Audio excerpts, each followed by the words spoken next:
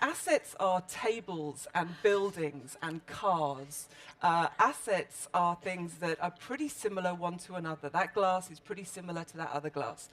But actually, human beings are messy, mercurial, frustrating, wonderful individuals.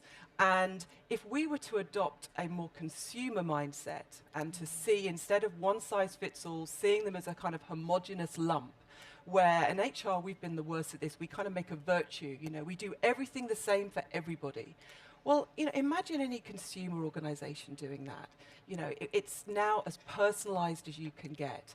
And that's where HR needs to be heading. We need to be kind of thinking and learning from consumer organizations. What are the growing pains of adapting to a whole new approach? So I need to be really clear here. HR is my tribe, all right? So that's my gang. And I'm not one of those that kind of leaves the profession and then just bashes it without trying to provide some help. Yeah, everything I now criticize, I've done myself. And I used to have these kind of dark nights of the soul where I'd go home and I'd think, is there anything I've done today that has had any positive impact on this organization whatsoever?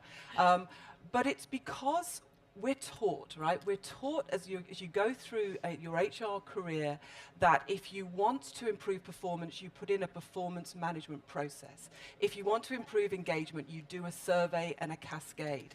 If you want to increase reward and recognition and people feeling good, you have a bonus system. We've been drilled to believe that the process is the outcome.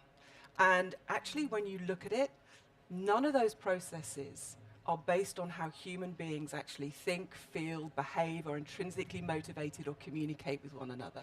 So fortunately, we're seeing now all sorts of wonderful stuff happening in HR, which is really tapping into what actually motivates people. So from the moving away from ratings, I mean, who rates? You wouldn't do it with your kids. Sit them down at the end of the year. I definitely have a You sit them down and you go, you're a 1, you're one. a 3, you're a 5, now go away, be motivated. You wouldn't see them doing something and think, right, I'm going to make a note of that and I'm going to raise it with them at their annual review. It's just not human behavior. So fortunately, HR has woken up and there are some wonderful practices beginning to emerge with real great results.